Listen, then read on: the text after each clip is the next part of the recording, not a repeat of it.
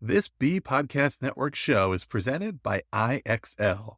IXL's all-inclusive online teaching and learning platform simplifies edtech needs and accelerates achievement in 95 of the top 100 U.S. school districts.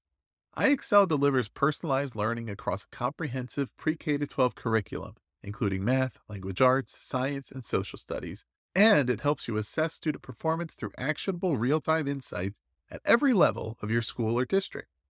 This one solution performs work that typically requires dozens of different tools.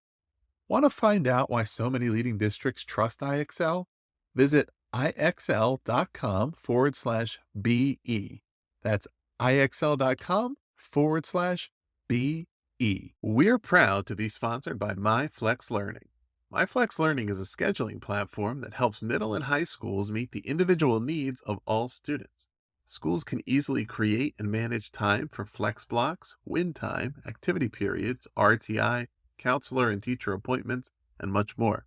And with its built-in accountability tool and reporting features, MyFlex Learning solves your challenges around getting kids where they need to be and understanding how flex time is spent. Make your flex time work for you. Visit myflexlearning.com/BE to learn more and receive $500 off the first year. That's myflexlearning.com/BE.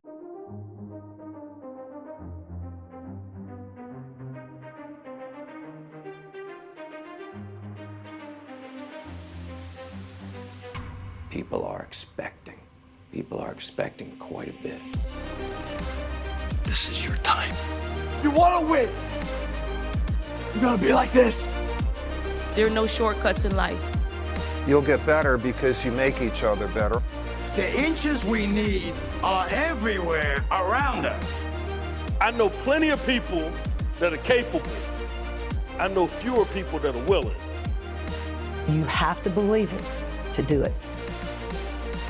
Now, what are you going to do?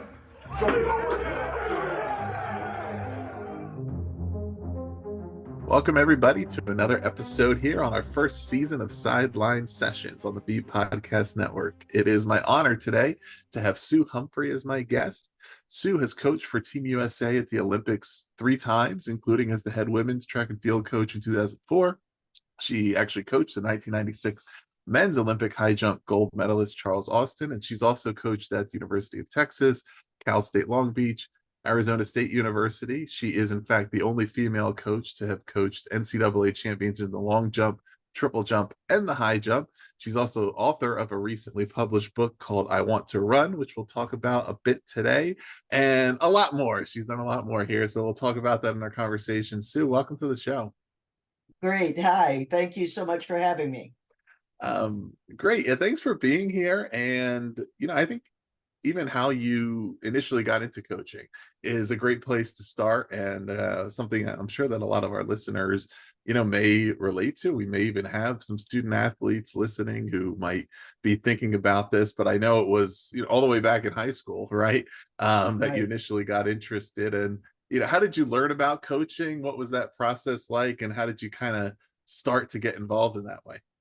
Well, I definitely put the learn by doing concept together and implemented it, because back when I was in high school, we didn't have interscholastic sports for girls or women, or, this was all before Title IX. And so any activities that the females wanted to do were pretty much through the AAU, Amateur Athletic Union, or through Parks and Recreation and like play day type of things. In other words, nothing real structured interscholastic at the high school level. And so one of my friends, my freshman year, she was older and she had been running and actually was one of the top sprinters in the nation. And when we became friends, she said, "Do you want to come to practice with me?"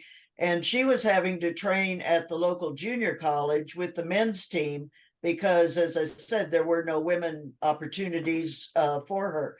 And so I said, "Sure, let me see what it's like." Well, that's where the bug bit. And we started going to the junior college after school and training with the men's team. I was more of a manager type of individual because I figured out very quickly I was not going to excel athletically, but I was very intrigued with coaching and teaching and the sport. And so that's where I say I got hooked on it, and then led to coaching a youth team, girls team there in Phoenix, Arizona with the AAU, and it kind of blossomed from there. Excellent. And you referenced, in your high school days there, right, the lack of opportunities that were typically available for female athletes. And, I mentioned in my intro that you had been a coach at Arizona State. And in fact, you started that program right after Title IX was passed back in the 70s. Tell us about that. How did they approach you, or how did you get involved in kind of getting their program started there? Well, my paid job, let's say, was teaching middle school in Scottsdale, Arizona, which is about 15-20 minutes away from ASU. And so in the early 70s, when Title IX was accepted, all of a sudden, the colleges were scrambling because now they had to, by law, put into effect a program. And apparently the athletic director had been asking around and talking around, and one of my parents of one of my athletes that I worked with basically, I guess, suggested he contact me.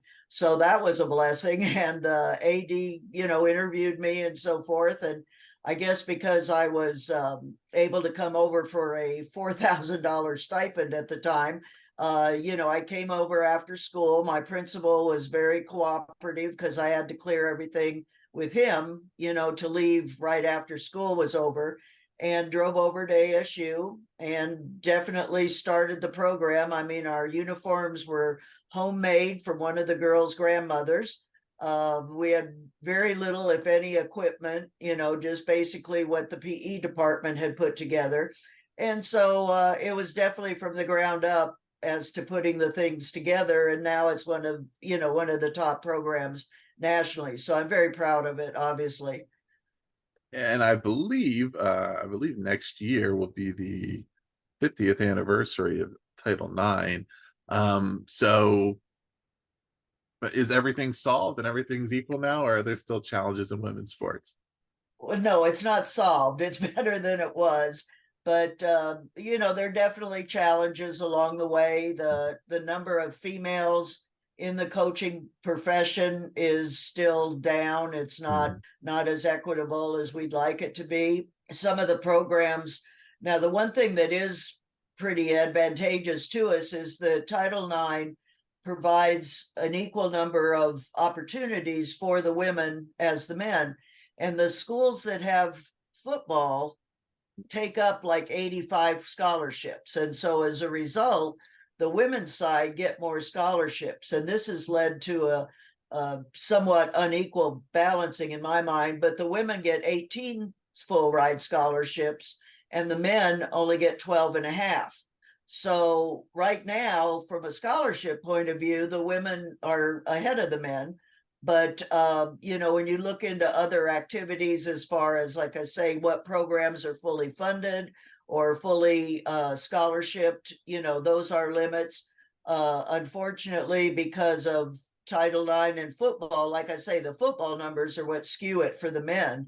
And so we've been on a situation where some of the men's programs have been eliminated or cut down because of the football numbers. And I'm not saying get rid of football, but I'm not sure why they need 85 full ride scholarships either. So, that's still an ongoing issue with the athletic directors and the powers at the NCAA. Yeah, has been in recent years, a lot of stories about colleges and universities cutting the quote unquote non-revenue generating men's sports, and then kind of, I think, attempting to point blame at Title IX as a cause for that, right? Saying, well, Yes. we can't fund these, and which is unfair, of course, to female athletes who deserve the opportunities afforded by Title IX, and also unfair to the male athletes who participate in all of those sports. And now, those opportunities there's not as numerous as they once were. Exactly. the amount of money that's put into football, and I realize it's keep up with the Joneses on some of these programs, but one of the schools that cut the men's program but then reinstated it had just spent like $4 million or something on a building for the athletes to train in or to rest in or something, and we were like, okay, you say you don't have money and yet you can just build this $4 million building for the football team. So again, I think it's, definitely the tail is wagging the dog. And, I realize, again, like you say, it's the revenue generating sports, but I think it's definitely gotten out of hand just because everybody's trying to be one better than the opponent. Yeah, and you also touched on this part briefly, but about female coaches. But I think there's probably a little more to that as far as what's kind of the state of opportunity right now for female coaches. What are some of the challenges that still exist, even as women's sports have increased in number and opportunity there? It's still not always equitably distributed as far as where those coaching jobs go. Again, part of this whole transition to including women over the last 50 years, when we first started, there were two separate groups, the AIAW and the NC2A, and then the NC2A, I guess, bought out or collapsed the AIAW so that the women were now included in the men's same governing body. Well, as part of that transition, then a lot of the track and field teams were combined and their staffs were combined. So instead of having a men's team and a women's team like you do, let's say in basketball, they were combined to just a track team, a cross-country team. And so the staffs were then combined so that you would have, let's say, 6 coaches for the program instead of 3 and 3.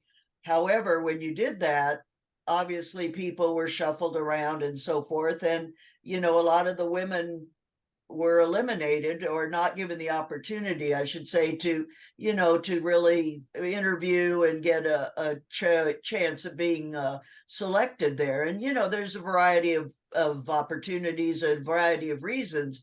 I mean, I get on the women coaches sometimes that, you've got to get out and push the way we had to, and you've got to make yourself viable. You've got to produce, you've got to be educated, you've got to learn the sports and the techniques, because if I'm a head coach, I want the best candidate, not necessarily somebody to fill the checks and boxes of, gender equity and so forth.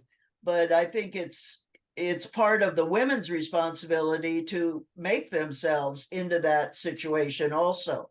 Then you get the situation of society and how the female is usually the family person, if you will, and the male is the breadwinner and all of that. And it's a lot of times if the husband gets a job in a different city, the family's expected to uproot and move. Well, I'm not sure our society is caught up to the fact if the woman gets a better job, that the husband and the family are going to get up and move. There are a few, and I really do respect those men that, are able to be neutral in that and not overpressing the women's opportunities, but those are few and far between, unfortunately. And, a lot of times the women just, again, will not be persistent enough in following through to make themselves viable. And I have a problem with that because, like in basketball, when we first started, women's basketball was almost entirely women coaches. Mm-hmm. You look at the programs now and it's very few had women coaches, and that's really too bad. Yeah.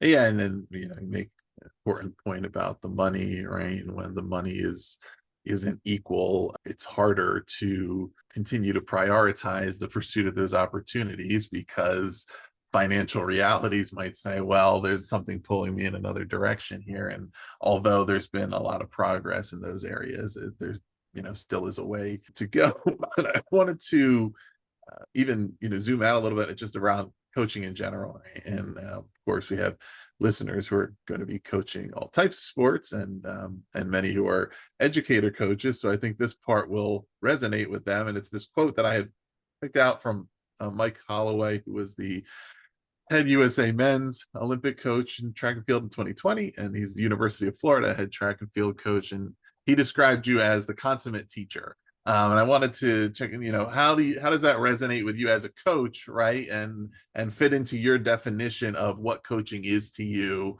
and what your objectives are around coaching.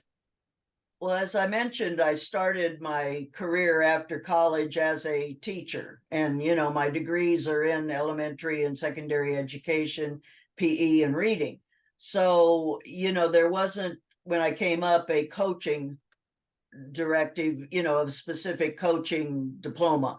And I think that's, again, where, to me, we are teachers. The way we can evaluate our progress is how well our students that we're working with, whether it be in a classroom or in the track and field area or wherever, how well they're improving, how well they learn. I don't always measure how many All-Americans a coach has. I'm looking at more with the where that athlete was when they first came to you in the program, and then where they are each year, what their progress is. And that is teaching. That is, motivating, teaching them new skills and so forth. And I think that's valuable, because these athletes will go on into their lives, their adult lives, and very, very few of them are going to be professional. I mean, let's be honest about it. We want them to be good citizens, good mothers, good fathers, and so on. And that whatever career choice that they make, that hopefully skills they've learned through track and field and through competition and being part of a team, and with your input of leadership with them, that, they become successful citizens for the future. So to me, it's a matter of trying to get the individual more confident, more educated in whatever skill they bring to you, and then to keep building it through the time that they have with you. Because in many cases, you've got 4 or 5 years with the student, and then they're off to the next level. Some of us have the ability to stick with athletes after college and work with some post-collegiate athletes. And that's been very rewarding, because I've really seen recently some real progress. And as this one athlete calls it, she's adulting. She's becoming an adult, maturing through lessons that she's learned through the track and field programs and the ups and the downs of the track and field programs. So, that's rewarding when you stick with an athlete long enough to see them make that progress. And so I just believe that we're here. My philosophy is that, I'm here to instruct and to make them better than what they were when they came to me. And if I can show that, then I feel good and feel proud of what we've done. And is that, does that kind of reflect also the conversations that you're having with maybe a young athlete and their parents when they're getting started, and telling them, okay, here's what to expect from coaching, and here's how to get the most out of this. Here's the mindset you want to bring to this. Here's the attitude. Here's the effort, and those things to have them, right, prepare themselves to understand what your approach is going to be, and of course how much of it is reliant on them, what they bring to the process, and how they can gain the most from your support. Definitely, because in today's world, at least in the US, youth sports is very prevalent all over the place. I mean, whether it be youth football or soccer or basketball or track or field or whatever, and a lot of time you get different types of parents, and you've got to realize that these kids they belong to the parents, not to you. So you've got to definitely be sure that you're including the parent as much as possible in the program and what you're doing with the student and what your expectations are and so forth. Because in many cases, when you're dealing with younger kids, the parent has to get them to practice. The parent has to be sure they're picked up from practice, has to provide expenses in some cases.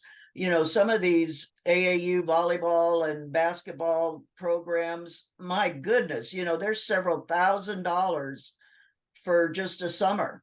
I mean, track is a cheap sport compared to some of these club sports. It's amazing. The other thing that I found, though, is that you really have to keep with the parents because some of them will try to, let's say they're frustrated athletes that never achieved what they wanted to when they were competing. And so then they put that expectation on their child, be better than mom, better than dad, and just really pushing them to either get a scholarship or to be national champion or whatever. And it's a lot of her burden for these kids. When you see 10, 11, 12-year-olds really being verbally harassed, I would say sometimes by their parents or by the coaches. I mean, it's not just the parents that are involved. I mean, some of these coaches, unfortunately, are reliving their dreams through these youngsters. And I really do have a problem with that because, again, we're trying to develop the human. We're not trying to just develop the fastest sprinter around. Yeah, I think you touched on an important point there at the end, which is true at every level, but certainly at these youth levels where there are coaches who have a hard time not making it about them and, believing too much that credit for the outcomes is all a reflection of them. And, maybe also leads to incompatible expectations at the beginning. And well, because I'm such a great coach, I'm going to help you do, this, receive a Division I scholarship or whatever the case may be, that there are just these blanket expectations with no real regard for the individuality of athletes and the fact that they may have different goals, but they also have different skill sets and different potentials. And that, as you said, your goal for each of them is to improve and learn and get better than where they started. And that could lead in any number of directions based on who they are, but it's realistic and reasonable, and it's individualized, right? Versus that everybody that comes into the program is just automatically going to attain a certain level just because of magic, right? Right. No, I mean, that's very true that, just because they are coached by person X doesn't mean that all of them are going to become national champions or state champions or regional or whatever. And like I say, it's been more of a push lately in the last, let's say 10, 15 years than what I saw initially. But then again, scholarships are on the line, and economics and family economics are an issue. And, there's so much push and pressure on these youngsters to get scholarships. And there's a lot that goes into these scholarships. I mean, the last 3 or 4 years, I've been fortunate enough to be working with athletes who had the ability and the grades and so forth to be considered for Division I scholarships. And through my contacts and things, I've been able to help them open some doors quicker maybe than they would have naturally with their just sending an email. But then when it gets down to the nuts and bolts of it, it's been tough. It's been very tough because with the different rules they have with, when COVID came in and the college athletes got extra seasons because of the COVID years, the influx of foreign athletes, especially in track and field, it's been very overwhelming. That if I was a high school male athlete right now, it's very difficult to get a full ride scholarship in track and field. And it shouldn't be that way for our USA students, to be fighting this hassle, but it is because the COVID years. And so older athletes are staying in the sport a year or two longer.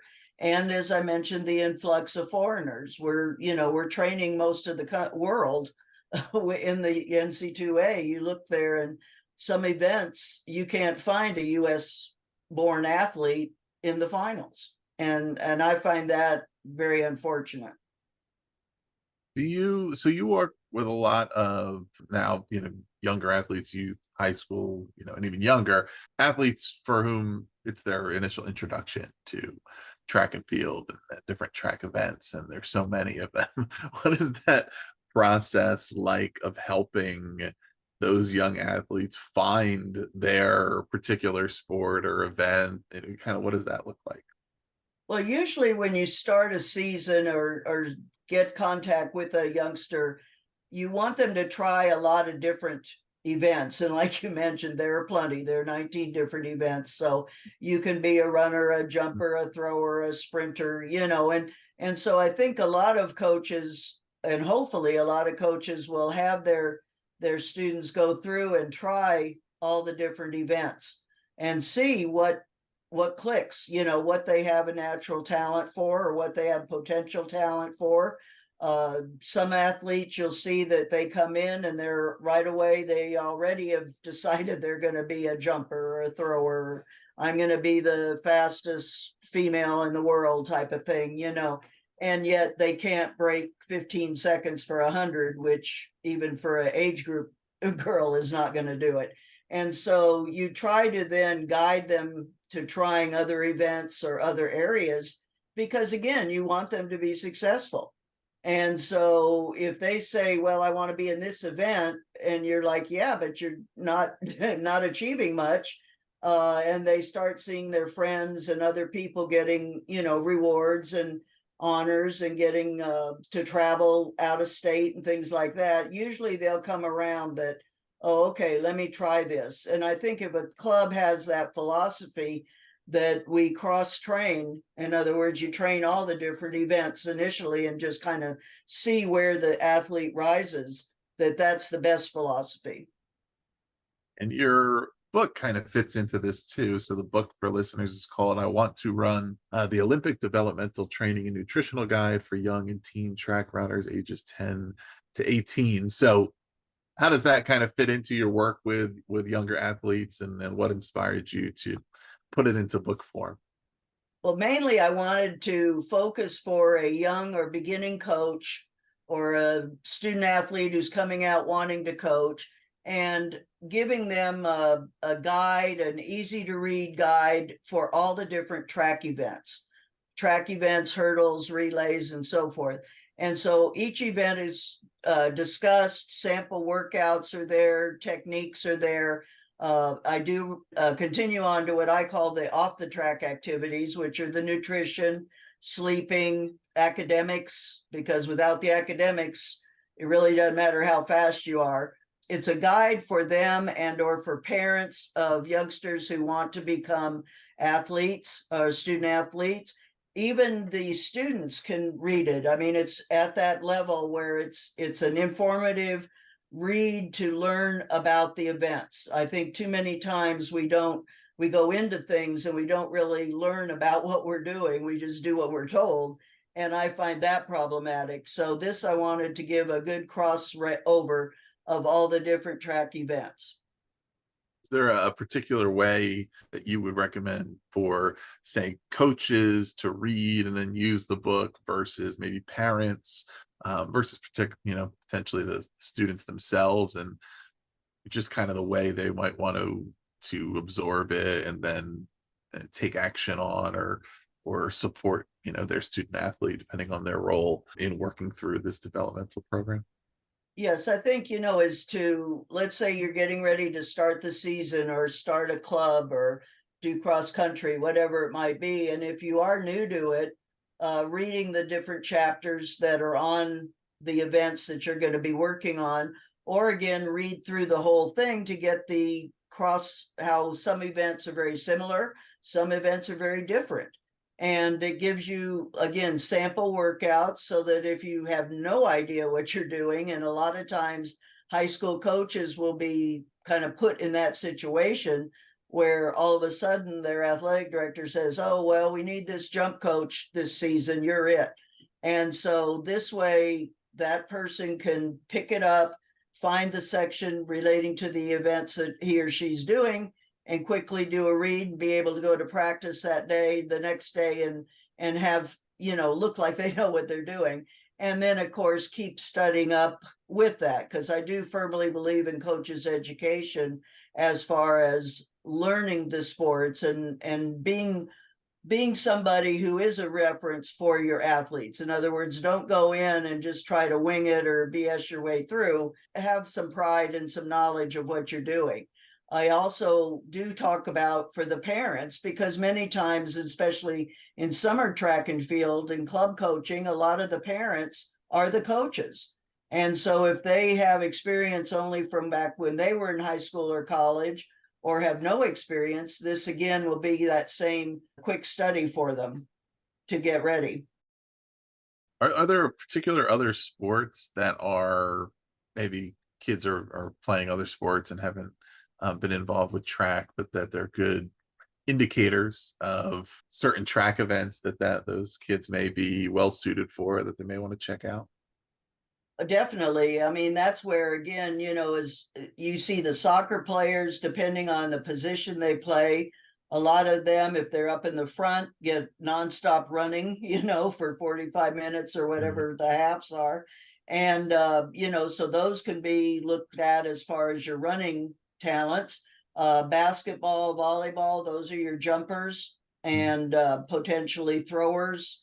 So yes, the crossover, I think, in the US especially, we've gotten so specialized so young that it's created a generation of really talented youth, but then it's still too early to tell if they carry on to college age and post-college Olympic level athletes because they've specialized so young. I think being, again, a crossover so that you're doing a little of everything and just kind of see where your talents are, that there is definitely across, again, the volleyball, basketball there is, but it's because that's such a team sport. The club system is so intense right now in the US. Sometimes we lose our top jumpers to volleyball and basketball. And so I kind of have to fight with them on that to say, well, you can high jump and long jump and triple jump too, Gymnastics, once they've outgrown gymnastics, they become very good pole vaulters.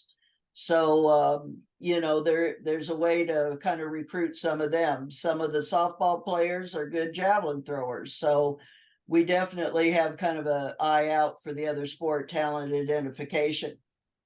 Excellent. Yeah, I mean, I've often watched something like pole vault and thought, how do you get started in that? Right? How do you?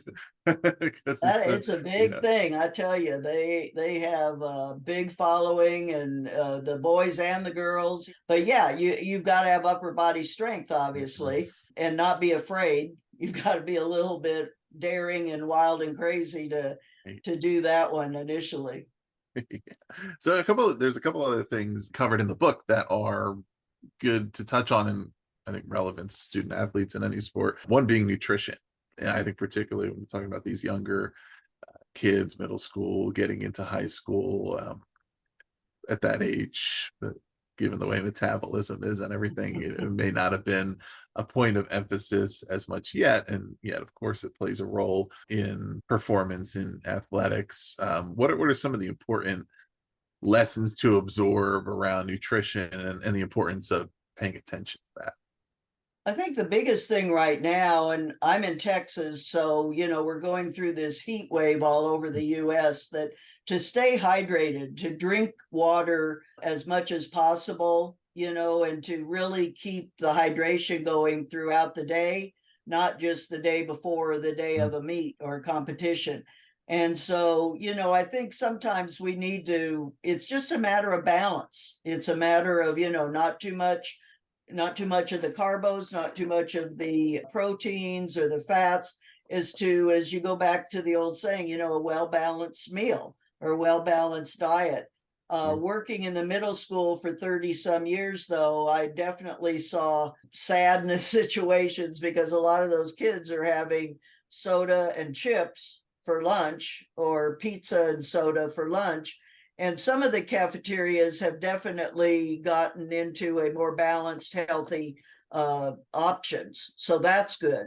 But again, the kids have to choose it, and if you go through the cafeteria line and you buy just the chips that are on the counter there, the cookies, and you don't buy the regular lunch, it's kind of counterproductive. Sometimes the kids they'll bring like a granola bar or something like that to have before practice, because if you don't eat and you don't eat breakfast and then you don't eat lunch and you go out and try to do a workout, especially in the heat, you're going to get probably sick and not feel real good. And then, of course, that diminishes your love for the sport when you feel like you're going to get sick all the time. You don't want to be doing that. I think parents have a big responsibility, and yet in today's society, a lot of these kids go home to an empty house.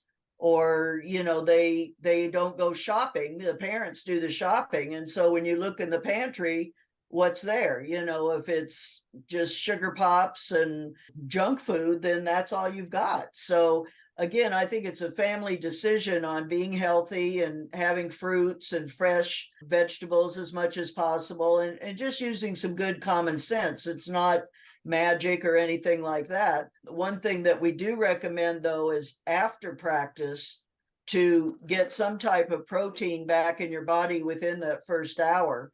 And that can be some of these protein shakes. It could be half a peanut butter sandwich, something like that. Right. So that you're replenishing the body fluids and getting the muscles repaired and things like that from the workout. So that would be something that's maybe a little different than when the parents came up through their athletic career. And of course, I mean, you've been a coach at all kinds of levels. Of course, when you're working with the Olympic staff, they're going to have maybe a high level of knowledge about this, but many coaches in kind of youth sports, most people, I would say, have limits to their knowledge about nutrition. And of course, a lot of what we know about nutrition is often changing, but yet there are certain things that have held consistent over time, and that we do understand. But do the coaches of these sports often have a great knowledge about the types of nutritional guidance they could be giving, or perhaps even their influence over what's made available through their programs and program budgets? Because while, right, as schools are attempting different things around the types of balanced options they can provide, and parents are doing the best they can do, there's knowledge gaps, and there's also economic factors. There's a variety of reasons why there's inequitable access to healthy meals. But a big one that just comes up and again, and this is of course why you wrote about it, is that a lot of people just don't know or understand what that looks like, and how simple it can be. Like you said, a half a peanut butter sandwich, things like that aren't, it's not complicated necessarily, but it's understanding what are good sources of protein, how do proteins and carbohydrates interact with one another, right, to form energy in the body, hydration, right, and what hydration really looks like. How much do we need to be hydrated, and what is hydration? Is it just water? Is it electrolytes? Or all these kind of things that, again, doesn't need to be complicated, but it's something that even the adults who are running these sports programs may not always be super tuned into. Right. I think the biggest thing is what you hit on, is just the lack of education. And that's where I really support coaches that go out and keep their education going and learning things, not just learning how to make the kids run fast, but learning all these off the track activities too. That, the size of portions is important. As far as protein, that when you have a chicken breast, it only needs to be the size of your palm. It doesn't need to be some humongous piece of meat. Having something green on your plate, whether it be the vegetable or the salad. Watching out, with hydration, where we have these electrolyte drinks, and not against the certain companies, but when you look at the nutritional label, some of those are 30 grams of sugar. They're just heavy sugar. And so some athletes can taste that, and so we dilute it, that the value of the drink is not really negated, but the sugar content is somewhat neutralized. And so I think that's real important, is to check the nutritional labels of these products, because again, everything is being sold as this is healthy, this will get you, stronger, faster, lose weight, and all of that. Well, a lot of that is just advertising. It's not scientifically proven. And so you need to be educated or educate yourself in that, so that you aren't doing more harm to your body than just, nothing, so to speak. I think, again, it's important for the coach to explain this, or to bring somebody in to have like a parent meeting, club meeting with the kids and the parents, because we go back to it. If the child is in middle school or high school, the parents are pivotal in this. as to what's available in the house. I mean, the kids just can't get up and drive to the store if they're, 14, 13 years old. Even when some of our athletes go off to college, it's very interesting, what are some of the snacks and treats that they have in their room. And some of that's scary, when you see that. So it's an education all the way around. And even at the Olympic level, I mean, you'd think that those athletes would know what's good or what's not good for their body. But sometimes you look at those and their plates of food that they bring out, the cafeteria, and you're like, oh, goodness. So, you could be so much faster if you, follow these rules. The U.S. Olympic Committee has a real good site on their website. If you just Google USOC for the United States Olympic Committee and then Nutrition Guide, they've got some real good visuals that show you what a good plate is for nutrition, for protein, for endurance athletes or sprinters and so forth. So we give that out to a lot of our athletes and coaches at different clinics or workshops that we have. So the nutrition, as you mentioned, is always, it's kind of ongoing and changing at times, but we try to keep everybody as up to date as possible and encourage them to also, because going in with a healthy body can make the difference of, a few tenths of seconds or a few seconds and how well they recover. It's not just that performance, but how well they are putting things in their body or doing things to their body to help them recover, so they're able to train better and then therefore compete better. Right. Yeah. And understanding that these things aren't budgetarily possible at every level and at every sport, every place, but Sure. there's a reason why, really high level NCAA programs and certainly professional sports teams, right? They have chefs on staff. They provide the meal. The athletes come in, they're fed. It's all there for them. They don't have to think about it. It's Right. all prepared and done by people who understand the nutrition and the science of it and things, because the more things you have to think about, the harder it is, right? And convenience is a major fact of life in this 21st century, with how, the amount of time that's available and things that it's about. What are we making accessible and available and easy to get to, and just creating those habits and routines. Another one of which, related to, but outside of nutrition, which is also sometimes made difficult by the way school schedules work, is sleep, the importance of sleep. Yes, that is so important. And, a lot of times I'll ask the parents, I'm like, take those kids' phones at night, put them someplace safe, but a lot of the kids, and these are some of my better kids actually, are up on their phones, social media, or talking to their girlfriend, boyfriend, whatever, till all hours of the night, and then have to get up for a 6 a.m. practice or 8 a.m. class. And it's ridiculous. I mean, they're tearing their body down so much and not giving it a chance to recover. I mean, we think as we get older, we don't need as much rest, but you need more. It's kind of the joke of, in kindergarten, we all had to take those afternoon naps. Right. Well, now if you were in high school, you would welcome an afternoon nap compared to what you did when you were 6 or 7 years old. So sleep is probably the most abused trait right now that we're having with our youngsters, is the end middle, post collegians too, is they're just trying to burn the candle at both ends and just trying to do so much. Our society today is just push, fast. But these phones and social media are definitely a problem. And I would really encourage a lot of the parents to get a handle on that, because that'll destroy those kids with they are staying up all night getting online.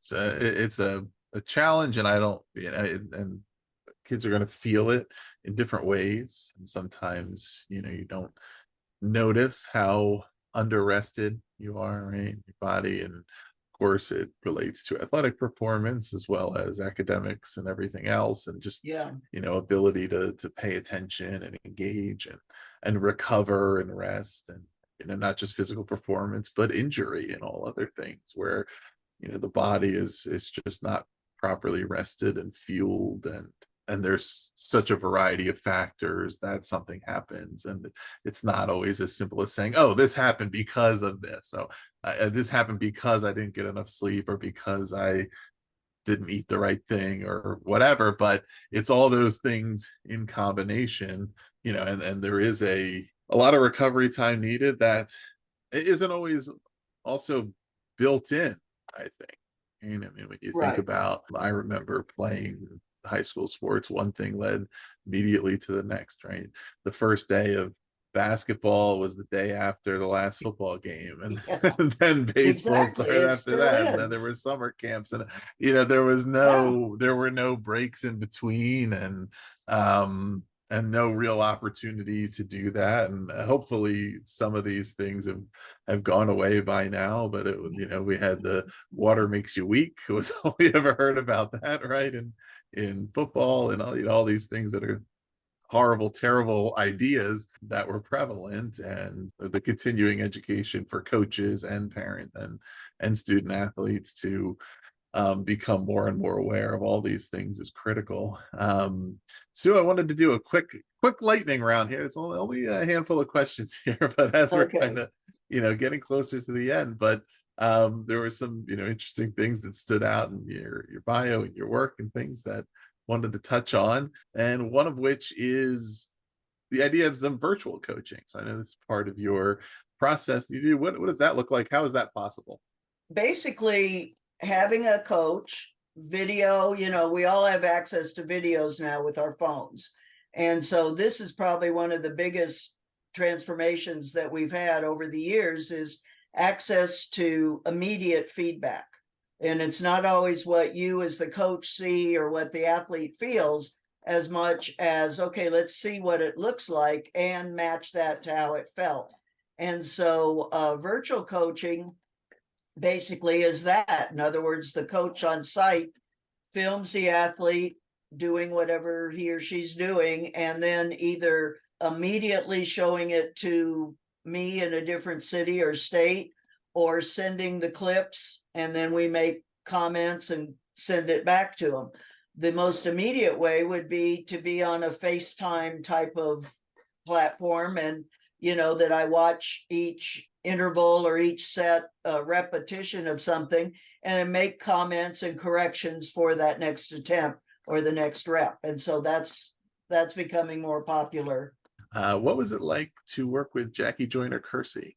It was an honor. It was stressful at times because of the expectations that she has on herself and that the world had on her. We have an excellent relationship still. I saw her at the Nationals a month ago, and I think it was a matter of, I was kind of a buffer, that I was working with her in the high jump, and kind of as a mental coach, if you will, to when things started getting a little bit hectic and stressful at competitions, that I was somebody who could kind of neutralize it, not make it as intense or as stressful for her.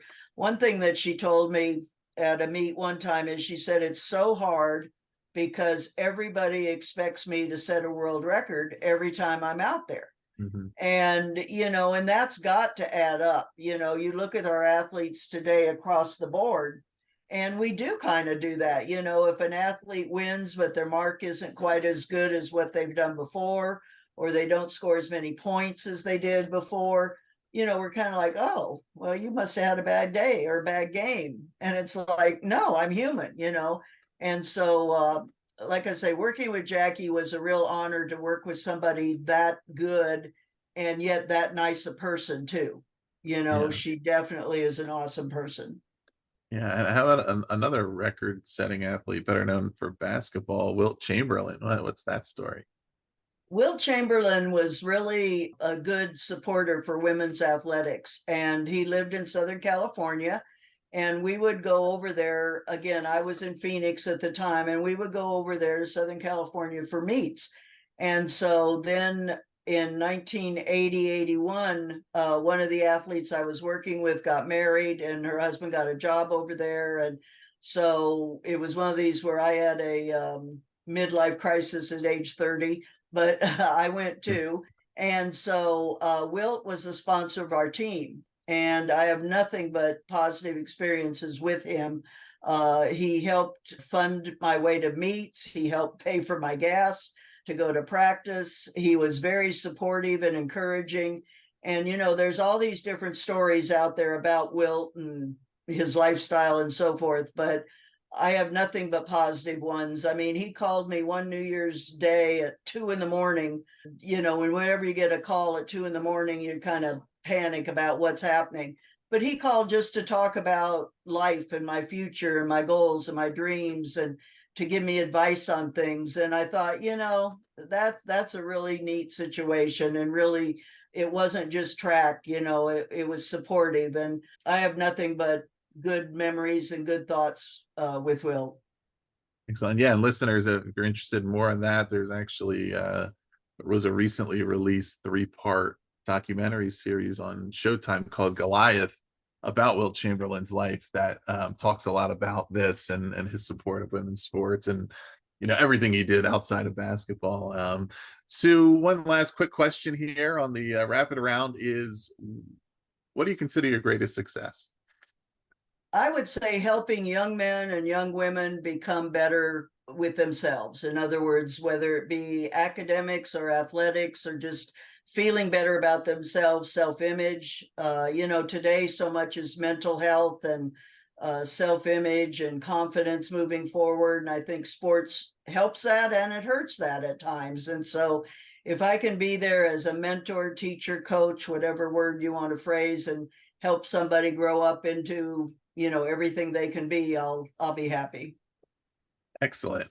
Awesome. So as we close, I know there's one more thing that you're involved in, is the Gold Medal Coaches Summit. And I'm sure a lot of our listeners would be interested in hearing what that is and what it's about. So I'll give you the floor on that. Okay, thank you. What I've done with the Gold Medal coaches, it's track and field coaches. And again, it's more for the middle coach, the middle level that's just getting into the sport or have a few years of experience, and or parents, or it can be for an experienced coach too. I have 30 different sessions, hour sessions with some of our most elite coaches in the country.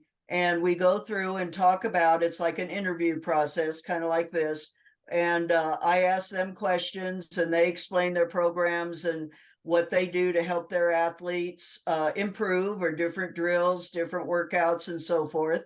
And it goes for a week. It's free as far as when the schedule, and then you can purchase lifetime access to the videos if you want to have them.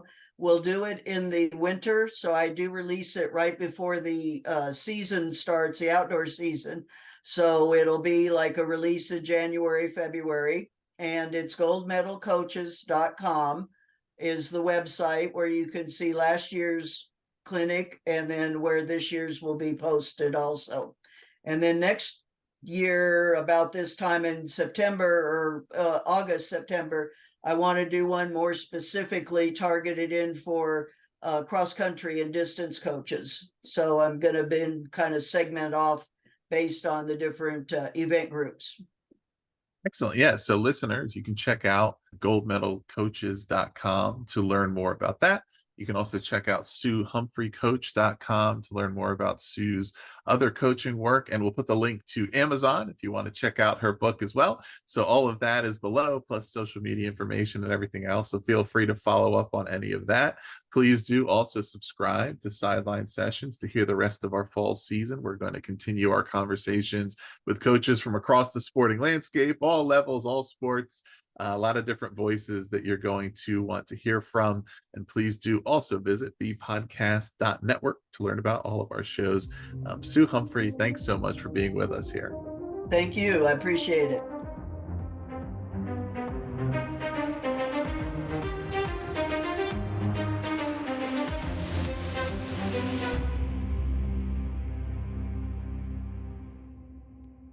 Do you want to simplify your school's technology, save teachers time, and improve students' performance on state assessments?